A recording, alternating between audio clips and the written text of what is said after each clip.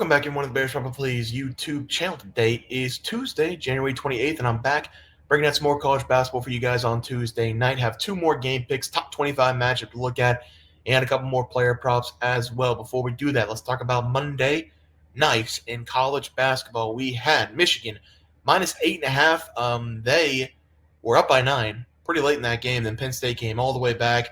We're up by 5 points with like 2 minutes left. Michigan found a way to win that game. Just me getting absolutely waxed on Michigan once again. They're on my do not touch list for a couple of games.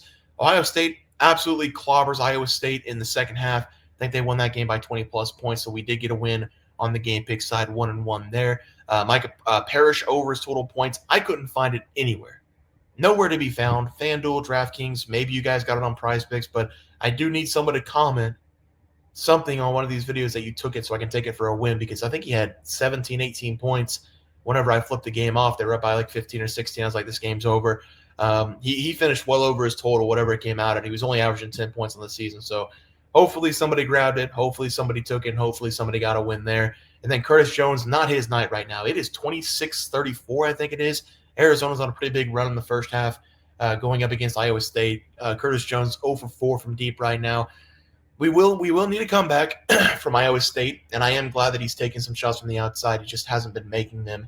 So, law of averages, maybe second half he makes a couple in a row, and we get lucky on a backdoor cover for the over 2.5. But for right now, we are 1-1. I cannot take credit for that one win on the player prop unless somebody took it, because I couldn't take it, and I couldn't find it. We're going to move on to Tuesday, and we're going to be looking at a top 25 matchup. Two, I would say, desperate teams in the SEC, even though they're top 15, I believe, both of them this year so far. Kentucky going up against Tennessee. Now, the spread is 9.5. I will not pass up a free 9.5 points with the Kentucky. It's probably not the smart play, but it's the play that I think is the best play of the day, because Kentucky is so good offensively. They don't play defense. They're a very well-coached team as well. They've got bucket getters. They've got players on that team. I know Tennessee's very good on both sides of the ball, but Kentucky can score 100 points on any given night. So if you're going to give me 9.5 points with Kentucky, I'm going to take it. I'm also going to take that because they've lost back-to-back games. Alabama, they lost 102-97. Vanderbilt lost 74-69. In that Vanderbilt game, I watched every single second. They played horrible in the first half. They played extremely well in the second half up until the 10-minute mark. Vanderbilt got back in the game, 4 minutes left. Vanderbilt at home. They made better plays. They won that game. Vanderbilt is a team that is very frisky, though, in this SEC, because guess what? Vanderbilt also beat Tennessee. Tennessee had to go to Vanderbilt, and Vanderbilt beat them by 1 point. Basically the same score as the Kentucky game. So I wouldn't disregard that Vanderbilt win that they had against Kentucky, just like I don't do it with Tennessee. That's a good team in Vanderbilt. I'm not going to hold that against Kentucky. Tennessee's also lost 2 of the last 3 games. So both these teams coming in with a little bit of desperation. I do think it's going to be a very good game to watch. I think it's going to be a close game. But at the end of the day, defense and home court advantage, Tennessee gets this win. I'm not taking them to cover that spread, though.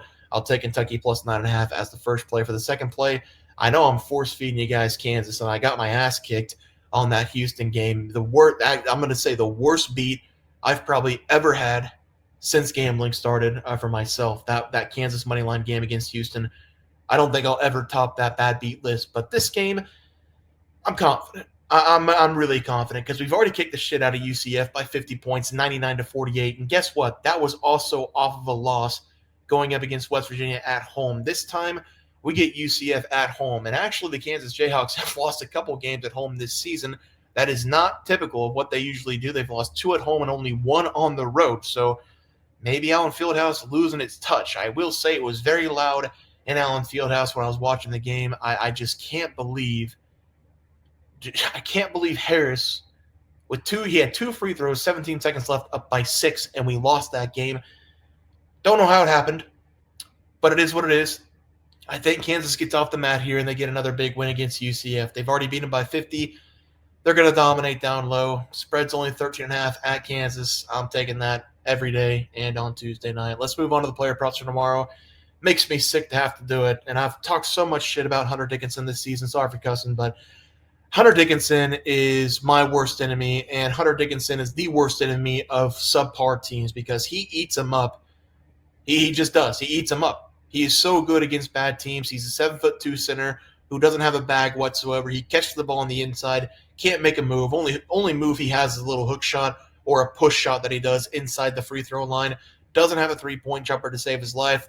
Can't even dunk, I don't even think. I mean, his vertical's got to be like 12 inches, but what he's going to do in this game is what he did in the first game going up against UCF. 27 points, 9 rebounds, 12 of 17 shooting, because nobody can guard a 7'2" big center down low with no bag. He's going to catch the ball. Even if he's double teamed, it's not going to matter. And I don't think he's going to be double teamed, because if you've been watching film on opposing teams, like UCF watching film on that Houston game, Dickinson's not the problem down low. It's been Badunga down low. He is an absolute monster. He's going to start once again in this game for Kansas. I will say Dickinson is a lot better with him on the floor. If you watch the first overtime, they were winning because of Badunga. Then he goes out in the second overtime very, very early in that game, and then all of a sudden Kansas goes down by 8 points and they can't make a comeback. So he's the difference maker for the Kansas Jayhawks in that game. But for this game, Hunter Dickinson over 14.5 points. It's just what he does. He dominates against bad teams. I hate the guy, but he's going to get us some cash in this game. Over 14.5 points as a first play. Second play, we're going to go to Kentucky, and I do think Kentucky's going to have to make some shots on the road or make some shots behind the arc on the road if they want to find a way to win this game against Tennessee. I don't think they will win. I think Tennessee's a much better team than Kentucky, but at the same time, like I said in that breakdown, you're giving me 10 points with Kentucky, one of the best scoring teams in the country. I'm going to take that all day, every day. But for this player prop, Jackson Robinson, over 2.5 made threes, and I'm going to say it's probably going to be over 3.5 made threes. He has made 3+ threes in 4 consecutive games. He was very good against Vanderbilt, played 31 minutes, 11 points, 3 of 5 from the outside. He hasn't really been a scorer for Kentucky this season. He's been the guy that sparks Kentucky. He's not a guy who's going to take a shot every possession, but he is a guy who's going to set up on the outside and knock down a jumper. He's gone over 50% from 3 in 2 of the last 4 games. He attempted 23 threes going up against Mississippi State and Texas A&M. He knocked down 12 of those 23, shooting over 50% going up against those 2 top 25 teams.